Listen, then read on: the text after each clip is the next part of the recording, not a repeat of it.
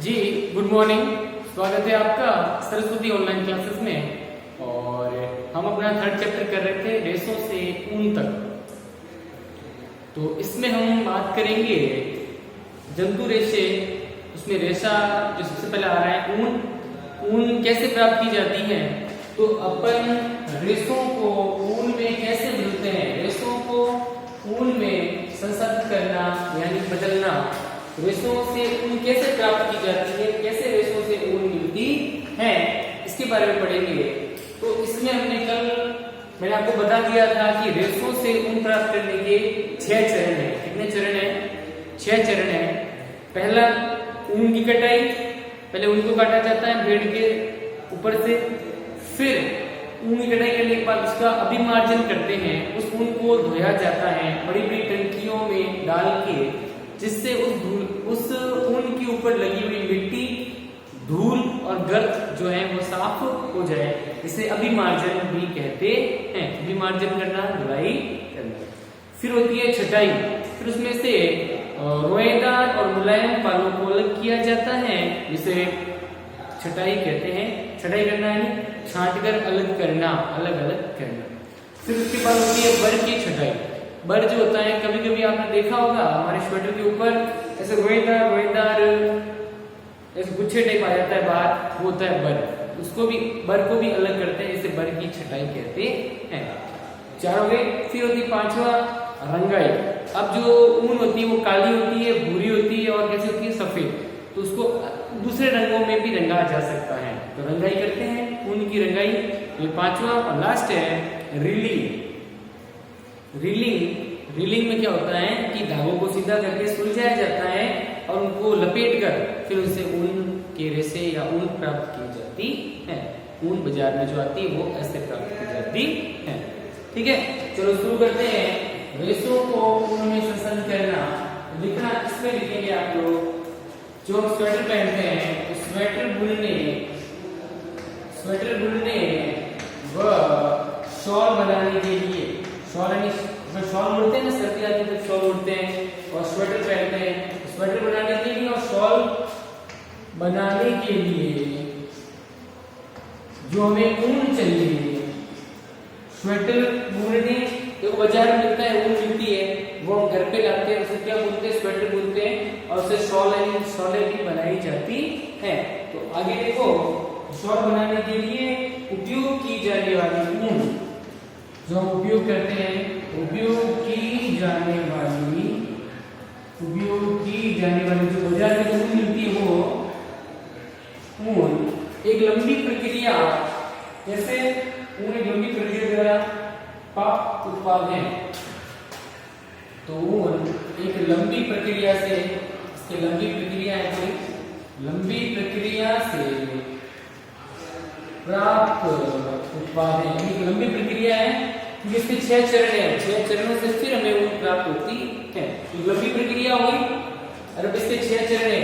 रेशों से ऊन प्राप्त करने के लिए 6 चरण: धुलाई, अभिमार्जन, छटाई, बर की छटाई, रंगाई और फिर रीलिंग। इतनी लंबी प्रक्रिया, फिर हमें ये ऊन जो बाजार में मिलती है वो प्राप्त होती है। तो ये लंबी प्रक्रिया से प्राप्त उत्पाद है, प्राप्त होने वाली वस्तु है। इसके चरण कितने हैं? वो निम्नलिखित हैं। इसके चरण निम्नलिखित है। चल मैंने आपको लिखवा दिए थे वैसे तो, और समझा भी दिया था, लेकिन आज वापस निम्नलिखित है। इसके 6 चरण है। कितने चरण है? 6। तो एक बार पहले सारा लिखवा दो। एक बार पहला चरण लिखो। पहला इसमें ऊन की कटाई। दूसरा अभिमार्जन यानी ऊन की धुलाई, ऊन को धोना बड़ी बड़ी टंकियों में डाल के। तीसरा छटाई, छांटना। फिर होती है बर की छटाई, बर को अलग करना, बर की छटाई। फिर 5वां है रंगाई, रंगना, ऊन को रंगना। और लास्ट है रीलिंग। क्या है? रीलिंग। तो लिखो इसको। फिर हम पहला लेंगे ऊन की कटाई। इसको लिखो पहले 6 चरण कौन से हैं, फिर हम यही करते हैं।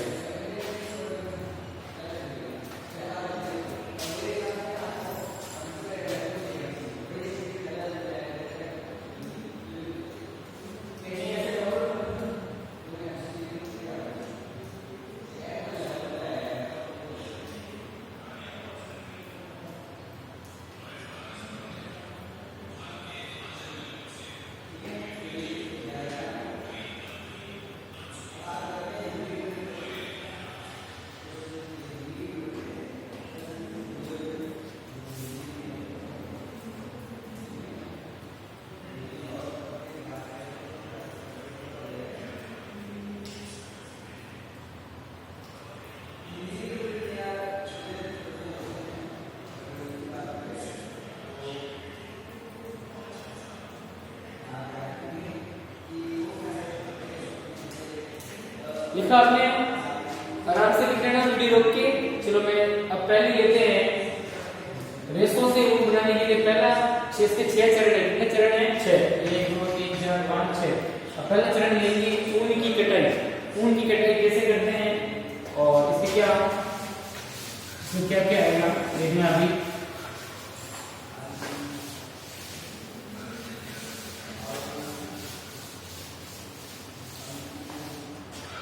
चलो पहला चरण है, ऐसे लिख दो प्रथम चरण।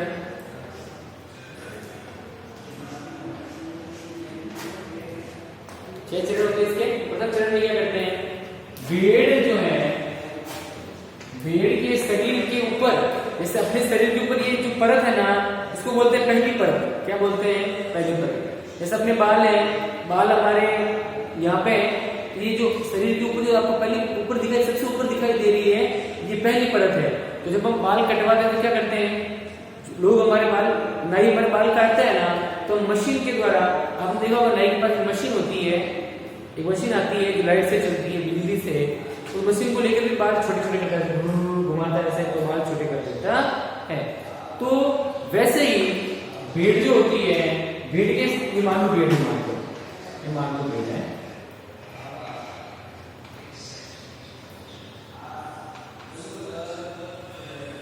चित्र वित्र का मुझे पता नहीं है ना।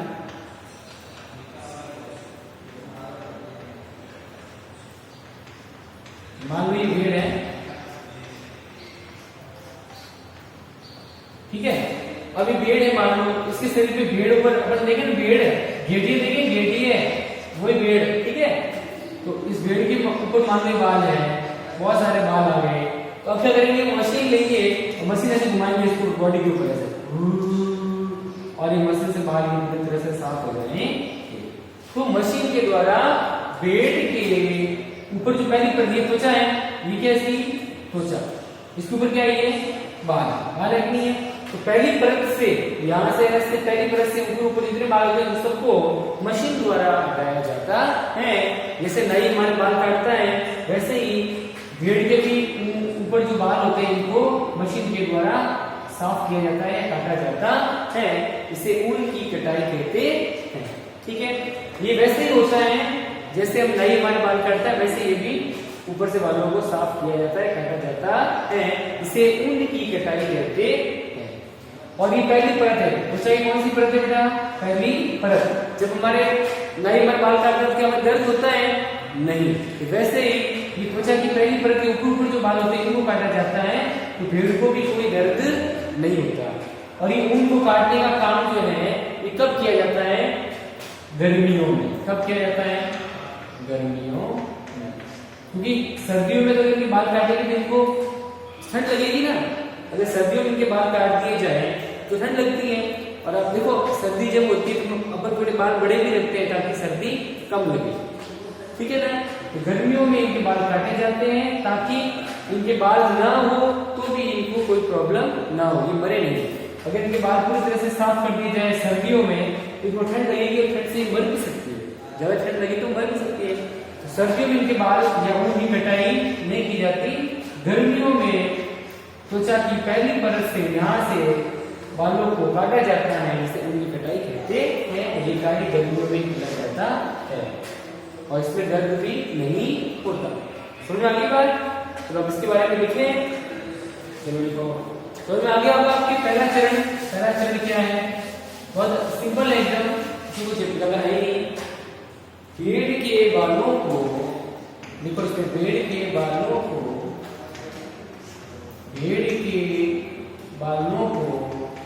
त्वचा की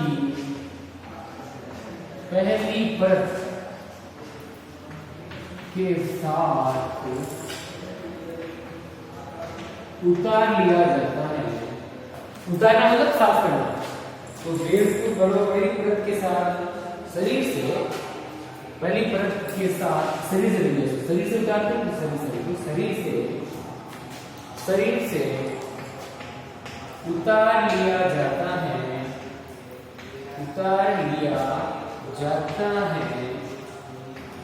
इससे ऊन की कटाई कहते हैं। क्या कहते हैं? ऊन की कटाई। ऊन की कटाई कहते हैं। ठीक है, चलो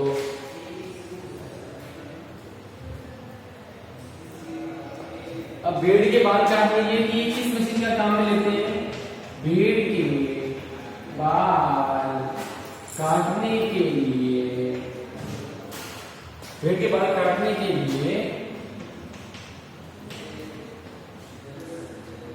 उसी तरह की मशीन काम में लेते हैं जैसे नाई हमारे बाल काटने के लिए मशीन काम में लेता है, वैसी मशीन आती है, बड़ी मशीन आती है, उसको काम में लेते हैं।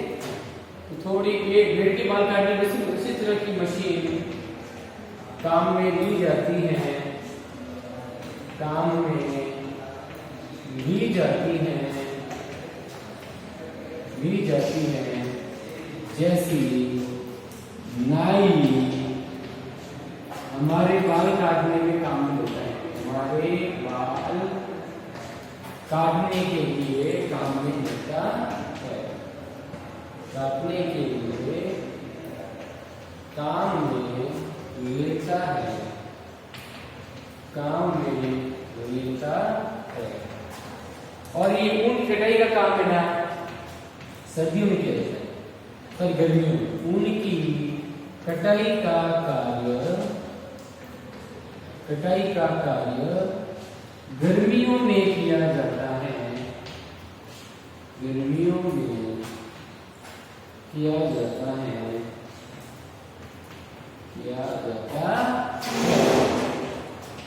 ताकि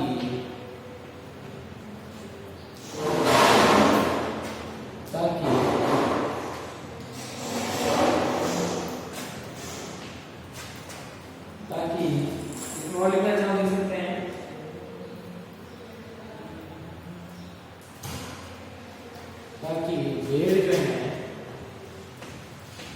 भेड़ बालों के सुरक्षात्मक आवरण, क्योंकि बाल भेड़ की रक्षा करते हैं सर्दी से, तो गर्मी में अगर काट लेंगे तो कोई टेंशन ही नहीं है, गर्मी में वैसे गर्मी पड़ती है, तो भेड़ बालों की सुरक्षात्मक आवरण के बिना भी जीवित रह सकती है, सुरक्षात्मक आवरण के बिना भी जीवित रहे, ताकि भेड़ बालों के बिना आवरण के बिना भी जीवित रह सके। ठीक है, इसीलिए गर्मियों में इनके बाल काटे जाते हैं। ठीक है, और बालों से ऊन प्राप्त होती है, तो पता ही है ये जो बाल है, तो बालों से ऊन प्राप्त होती है, भेड़ के बालों से ही ऊन प्राप्त होती है। और ऐसे दो कि भेड़ों के बाल काटने में भेड़ों को कोई दर्द नहीं होता, जैसे हमारे बाल काटने में हमें दर्द नहीं होता, वैसे भेड़ के बाल काटने में भेड़ को दर्द नहीं होता। तो भेड़ के बाल काटने पर उन्हें कोई विशेष कष्ट नहीं होता,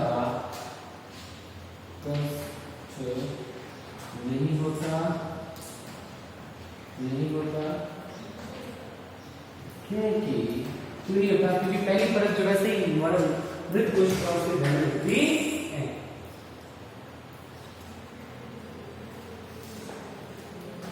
पेड़ के बाल काटने में हमें विशेष कष्ट होता है, क्योंकि पेड़ की जो शरीर की पहली परत है, शरीर की पहली परत मृत कोशिकाओं से बनी होती है, मृत कोशिकाओं से बनी होती है, तथा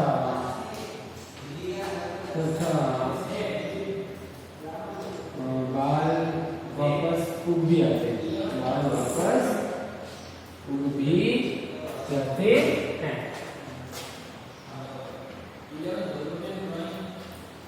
तो इनके बाल काटने पर इनको दर्द नहीं होता, जैसे हमारे बाल काटने पर भी दर्द नहीं होता, वैसे इनको भी कोई दर्द नहीं होता। तो वैसे भी त्वचा की जो पहली परत होती है वो मृत कोशिकाओं से बनी होती है, वहां विशेष दर्द नहीं होता, और अपने बाल काटने में वापस उग जाते हैं। वैसे भेड़ों के बाल भी काटने के बाद थोड़े दिनों बाद वापस उग जाते हैं। इसको लिखो। फिर अपन लिखते हैं सेकंड प्रकरण, सेकंड चरण है द्वितीय चरण, समझो सेकंड चरण द्वितीय चरण। चरण का नाम, पहले चरण का नाम याद रखना। पहला चरण क्या है? ऊन की कटाई, ऊन की कटाई। दूसरा चरण है, क्वेश्चन में चाहो तो लिख सकते हो अभिमार्जन यानी धुलाई। चलो लिखो जल्दी, फिर अभिमार्जन को लिखते हैं। अभिमार्जन आपको समझाते हैं।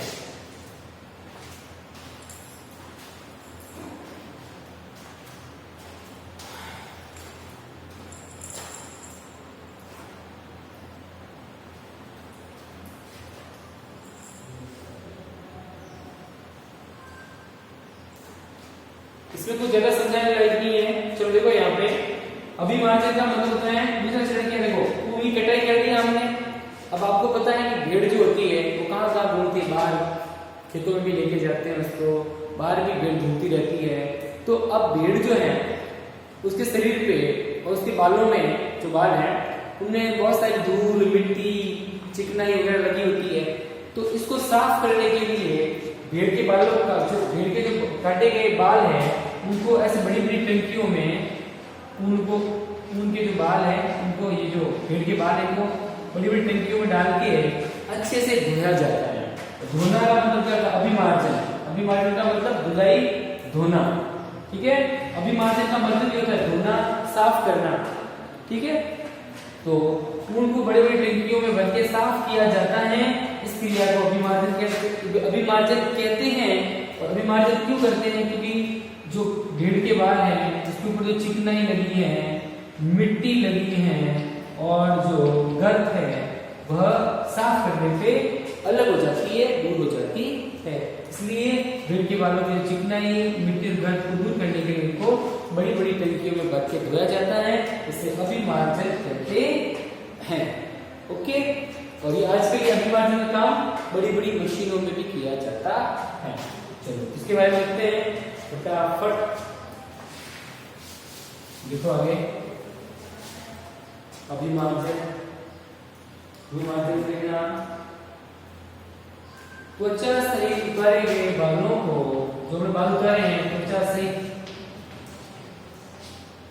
त्वचा सहित उतारे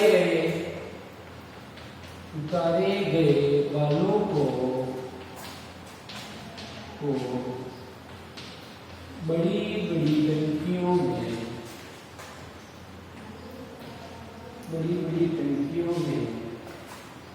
बड़ी बड़ी टंकियों में डालकर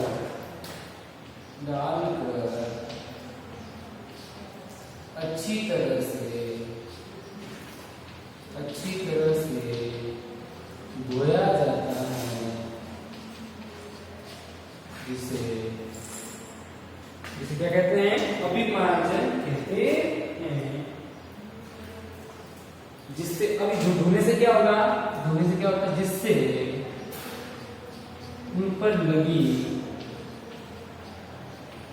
चिकनाई, धूल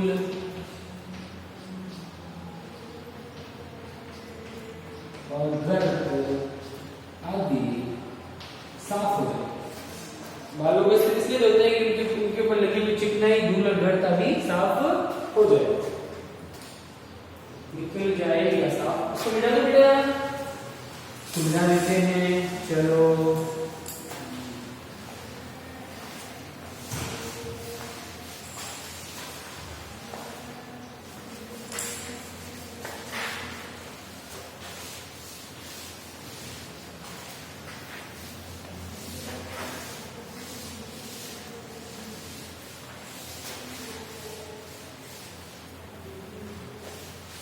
अब दूसरी प्रक्रिया, तो धूल आदि गर्द निकल जाए, गर्द आदि निकल जाए, साफ हो जाए, निकल जाए। आगे देखो, ये प्रक्रम अभिमार्जन कहलाता है। ये क्रिया क्या कहलाती है?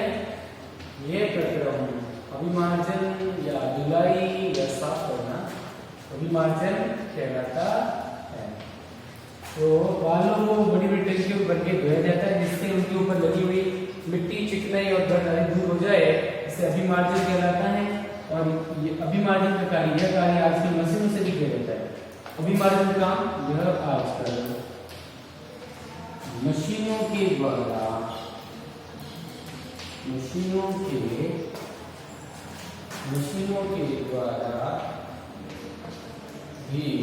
किया जाता है।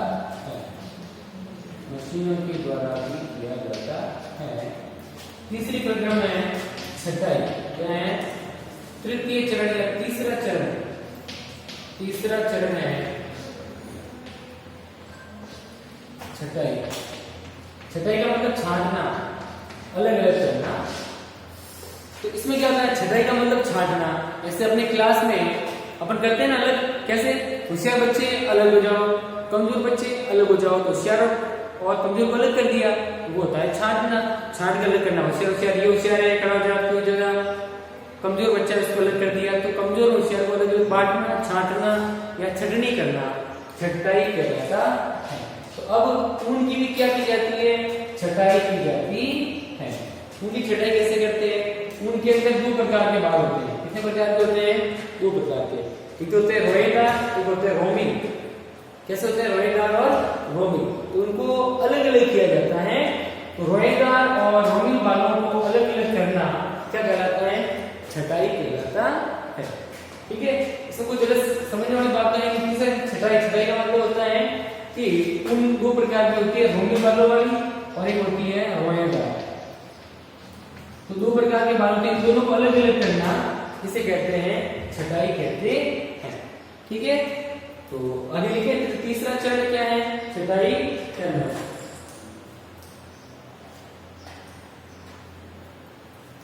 तो अब करते हैं इसको, दो प्रकार के बालों को अलग। चलो करते हैं। रोमिल यानी रोम वाले बालों जैसे। एक तो होते हैं रोमिल बालों जैसे सीधे, ठीक है। एक होते हैं रोएदार। रोएदार मतलब ऐसे गुथे हुए, कपास होता है ना, कपास। और रुई होती है, रुई कैसे एकदम जुड़ी हुई आपस में, तो वो होते हैं रोमिल। और रोएदार, रोमिल होते हैं जैसे अपने बाल है एकदम सीधे सीधे हैं, तो कैसे हैं? रोमिल। और एक अपने दाढ़ी आती है ऐसे गुच्छेदार, तो वो हो गई रोएदार। ठीक है, तो रोमिल व रोएदार बालों को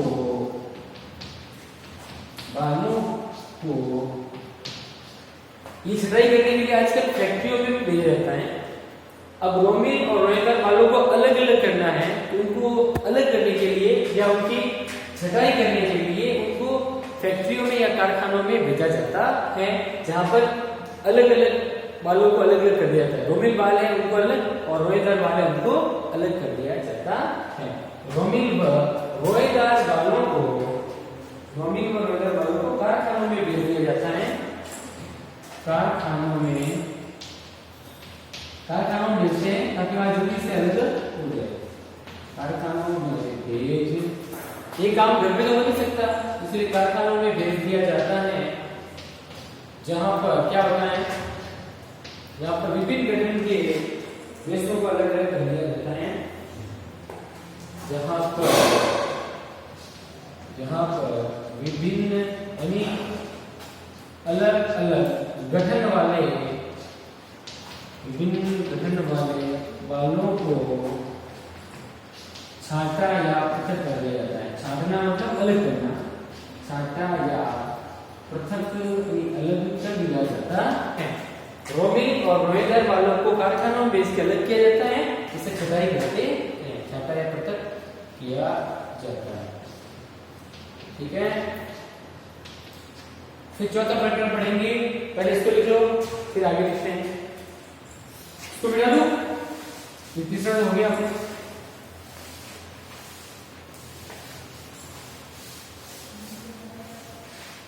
लिखो इसको।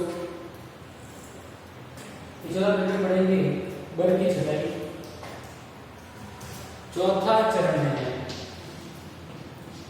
बड़ की छटाई।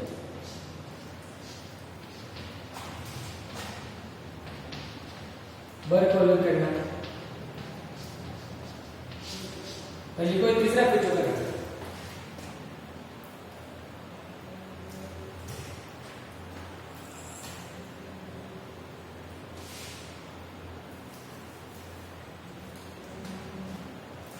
लिखो लिखो लिखो आराम से।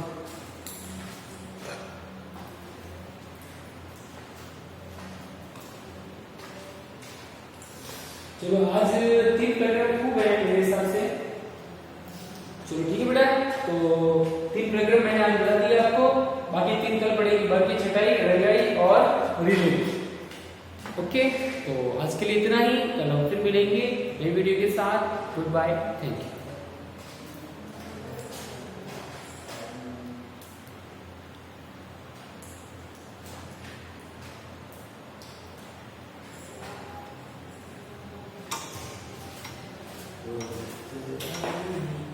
Very